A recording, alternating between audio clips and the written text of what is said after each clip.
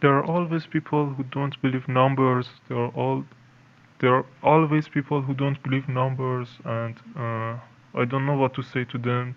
Maybe they don't want to accept their reality, and there are always people who have never ever read Quran and labeled us as Islamophobic.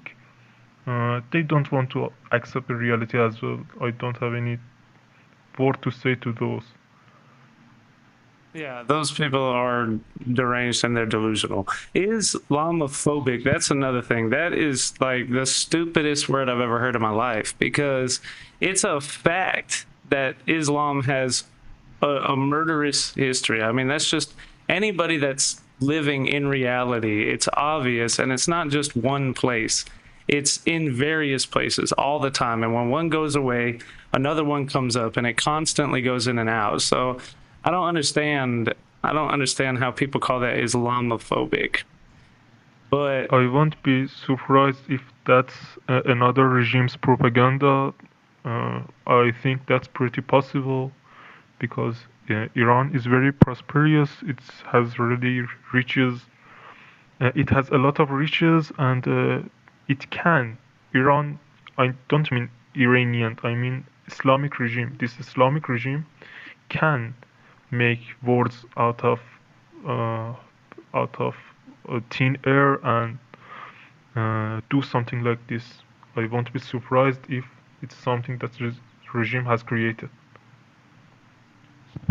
yeah, that makes a lot of sense, really. What do you I've heard that the Ayatollah has ran underground in a bunker. Or do you know anything about that or no? In 12-day war, he did the same, and it's his safe ground. It's uh, somewhere that he thinks he's safe, and that's pretty possible. We have seen it happen, and why not again? Yeah, that makes a lot of sense, really. And so I wanted to say, and so the people inside the country, like I've heard that they're burning mosques to the ground. That's true. There are two sides of that. One side is that the police, the Basij, these jihadis in Iran, they captured people and put them in the mosques. They uh, uh, prisoned them in the mosques, and that's why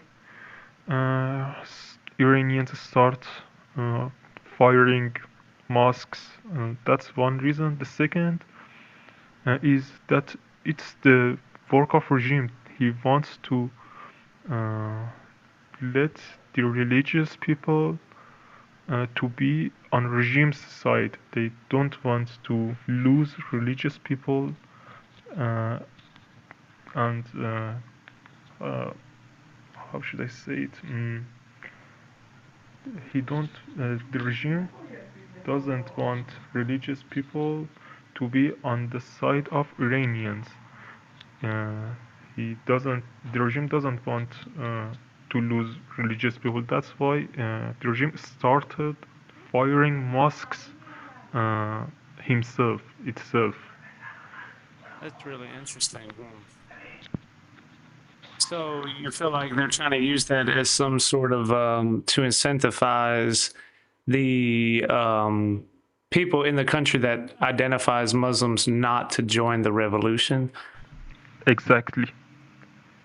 That's very interesting. Um,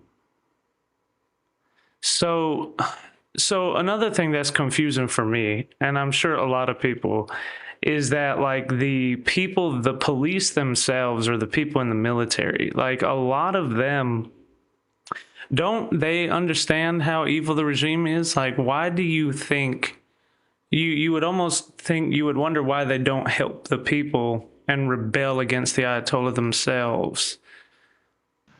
As I said, a lot of my acquaintances, a lot of my family members are not safe. That's because there are police, there are Basiji, there are jihadis, and I can say they are 100% brainwashed. There is no saving for them. There is no save. You can't save them.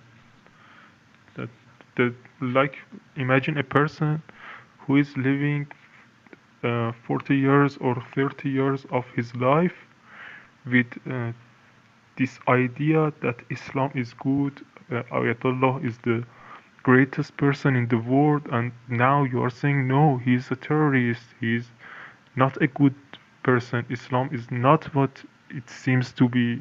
What do you expect? Do you expect him to leave all of his beliefs? Obviously, no. He won't accept your words. He just accepts his 30 years of life under this brainwashed uh, this brainwashed ideology. I don't know what to call it. Yeah, that makes a lot of sense, really. So, what you're saying is that the people that are a part of the IRGC and the people that are in the streets murdering protesters and everything, they've been completely, it's